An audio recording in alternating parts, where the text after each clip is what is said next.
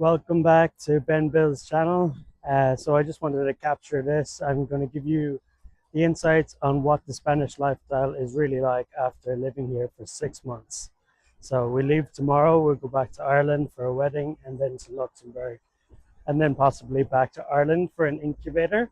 So that's a startup piece and I'll talk about it later on. So some of the main parts that we've loved about being here has been the sports.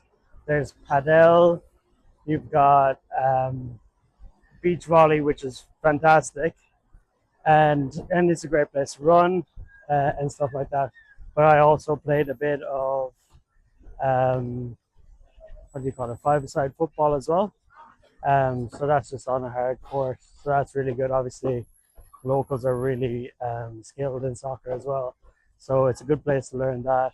I think this is where padel originated, or if it isn't, it's really taken off here. There's courts everywhere. A lot of people play, but you might even see me in the background there. There's volleyball games going on the beach every day. Um, just making sure this is recording. Um, Everyone brings their own nets in the evenings. Once it's in the shades, because it's obviously too hot in the sun. It was actually 39 degrees yesterday, so too hot in the sun. And the sand is too hot to play otherwise. But it's really fantastic, and there's groups you can join, and you don't have to be really skilled at it or anything. Open to all levels usually. Really fantastic that way. So the sports has been one of the best things about it. Obviously, the beach here that you can see behind me is really well maintained. They plow it every few days. There's people picking up rubbish. Um, just always very clean, great white sand, well maintained. Another plus for the city. Um, Another factor for us, I suppose, the availability of produce has been fantastic here. Like, so I've been trying to follow quite a healthy diet, so it's a vegetarian diet. But the most I eat would be like beans, like veggies, beets, cauliflower, um, broccoli, fruit, mostly along that way. But we also go for like an omelette and a tostada, which is like it's like a fried bread with olive oil and tomato as well. So you can just see behind me here, there's volleyball games going on everywhere. And I'll show you briefly in a second. There's also like a bit of a gym or like a workout area here. So there's pull-up bars, monkey bars, and there's a bit of a ladder. I'm not sure what the ladder is for, maybe for people training also. But people bring their own rings and their own bands, and it's just a really good place to work out on the beach. So you can see that here just behind me. And just up the road a bit in San Juan, there's also a great beach that you can, a really long beach as well, but there's a lot of workout gear apparently. I actually didn't get to see it, but it's supposed to be a cool place. But obviously, I suppose you're away from the city of Alicante. If that's a factor for you, um, that could be not ideal as well. So depends if you need the city comforts, your Starbucks, your big shops like H&M and all that. So if that's a factor for you, I suppose the city is probably going to be where you want to be. I've heard some people talk about Alicante as a mini Barcelona, and that's definitely true. Um, so, well, true.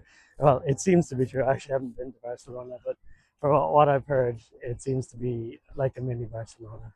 Um, but it's been really cool, and we actually did go and see Valencia. If you've seen that video, and that was really cool. A really nice big garden through the city by the river, which was really good. And there's a good community of founders, a probably stronger community there than Alicante. Maybe somewhere where Alicante will improve over the next few years as the community, as more people hear about it. But it's both the good and the bad thing about Alicante is there possibly isn't as big a community as you'd have in other cities in Spain, maybe like your Marbellas or your Barcelonas or your Madrid.